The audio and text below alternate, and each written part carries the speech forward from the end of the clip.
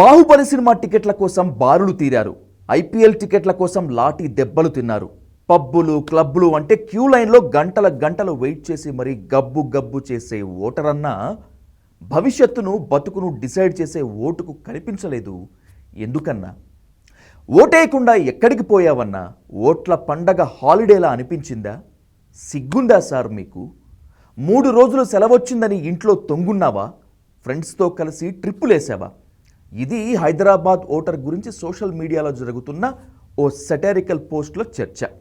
రాజకీయాల గురించి పేజీలకు పేజీలు సోషల్ మీడియాలో రాస్తూ బడ్డీ కోట్ల దగ్గర గంటలకు గంటలు సొల్లు పెడుతూ వాడొస్తే బాగుంటుంది, వీడుంటే బాగుంటుందని ఉచిత సలహాలు ఇస్తూ చివరికి పోలింగ్ రోజు పత్తా లేకుండా పోయాడు హైదరాబాద్ ఓటర్.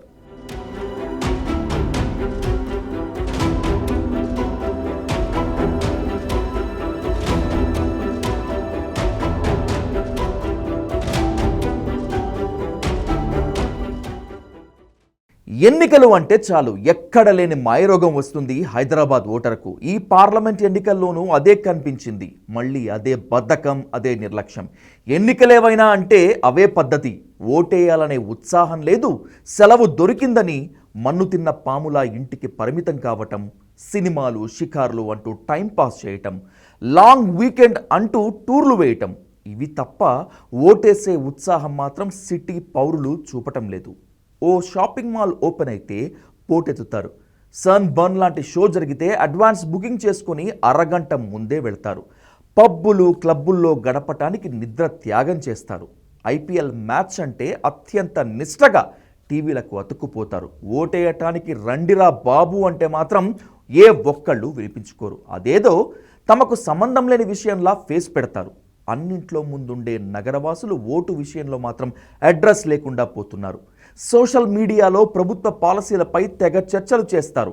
అంతర్జాతీయ పాలిటిక్స్ నుంచి అంతరిక్షం వరకు, ఆర్థిక విధానాల నుంచి సంక్షేమ పథకాల వరకు అన్నింటిపై ఆసక్తి చూపే సిటీ జనం ఓటేసి ప్రజాస్వామ్యాన్ని గెలిపించాల్సిన ప్రక్రియకు మాత్రం దూరంగా ఉండిపోతున్నారు. ప్రతి ఎన్నికలోనూ ఇదే సీన్. ఇప్పుడు కూడా అదే రిపీట్ అయింది. హైదరాబాద్లో 1 కోటి మందికి పైగా ఓటర్లున్నారు. ఏ ఎన్నిక జరిగినా 100కి 40-50 మంది కంటే ఓటేసే వాళ్లే కనిపించడం లేదు. ఏ సదుపాయాలు లేని, ఆధునికత అంటని, సిద్ధాంతాలు రాద్ధాంతాలు తెలియని జనం బాధ్యతతో వ్యవహరిస్తుంటే అన్నీ తెలుసని చెప్పుకునే హైదరాబాదీ జనం మాత్రం ఓటుకి ఆమడ దూరంలో ఉండిపోతున్నారు. గ్రామాల్లో చాలా చోట్ల మండుటెండల్లో ఓటేయటానికి ఓపిగ్గా క్యూలో నిలబడ్డ దృశ్యాలు కనిపిస్తే నగరాల్లో మాత్రం పోలింగ్ బూతులు ఖాళీగా దర్శనమిచ్చాయి. ఏ ఎన్నికైనా తెలంగాణ జిల్లాల్లో 75 నుంచి 85% పోలింగ్ నమోదవుతుంటే హైదరాబాద్లో 40% దాటడం గగనమైపోతోంది. నగరవాసులకు పోలింగ్ డే అంటే హాలిడే అంతే. ఓటర్ ఐడి అంటే అదో అడ్రస్ ప్రూఫ్ అంతే. ఓటర్ ఐడి అంటే బండి కొనుక్కోవటానికో, లోన్లు పెట్టుకోవటానికో, క్రెడిట్ కార్డులకు సిమ్ కార్డులు తీసుకోవటానికి పనికొచ్చే ఓ అడ్రస్ ప్రూఫ్ మాత్రమే. ఓ పౌరుడిగా తన బాధ్యతను నెరవేర్చడానికి ప్రభుత్వం ఇచ్చిన ఆయుధం అని ఎవ్వరూ అనుకోవటం లేదు.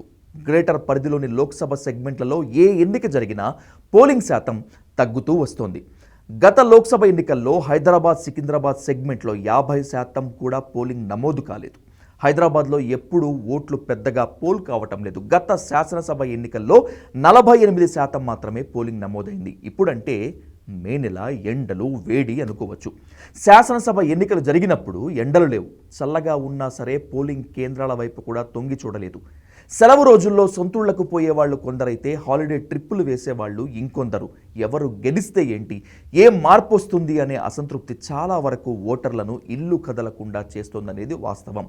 నోటా లాంటి ఆప్షన్తో ఎవరికీ ఓటేయలేదని చెప్పే అవకాశం ఉన్నా దీన్ని యూజ్ చేసుకునే వాళ్ళు కూడా తక్కువే. ఈ దేశాన్ని దేవుడు మారుస్తాడో లేదో తెలియదు, కానీ జనం వేసే ఓటు ఖచ్చితంగా మారుస్తుంది. పెద్దగా చదువుకొని పల్లె జనానికి తెలిసిన విషయం నగరవాసులకు అర్థం కావటం లేదు. ఓటు హక్కు ఊరికే రాలేదు, పోరాడితే వచ్చింది. కొన్ని దేశాల్లో ఓటు హక్కు కోసం ఇప్పటికీ పోరాటాలు జరుగుతున్నాయి. ఎన్నికలు భవితను మార్చే సోపానాలు. రాజ్యాంగం మనకిచ్చిన హక్కు. నగరవాసులు ఓటును ఏమాత్రం సద్వినియోగం చేసుకోవటం లేదు. గ్రామాలు, గిరిజన ప్రాంతాల్లో పోలింగ్ శాతం 80%ని మించిపోతే నగరాల్లో మాత్రం నానాటికి దుస్థితి పడిపోతోంది. నగరాల్లో సామాజిక స్పృహ చాలా ఎక్కువ. ఆరోగ్యంగా ఉండాలని 5K రన్లు చేస్తారు. మొక్కలు నాటండి అని పెద్ద ఎత్తున ప్రచారం చేస్తారు. తడి చెత్త, పొడి చెత్త అని నీతి సూత్రాలు పలుకుతారు. హక్కులకు భంగం కలిగితే రోడ్డెక్కి నినాదాలు చేస్తారు. వర్షాలు పడి రోడ్లు మునిగిపోతే పాలకుల్ని తిట్టుకుంటారు. రోడ్లు బాగోలేకపోతే కారణం పాలకులే అని చెప్పేస్తారు. ఆ పాలకుల్ని ఎన్నుకునే హక్కు ఆయుధం.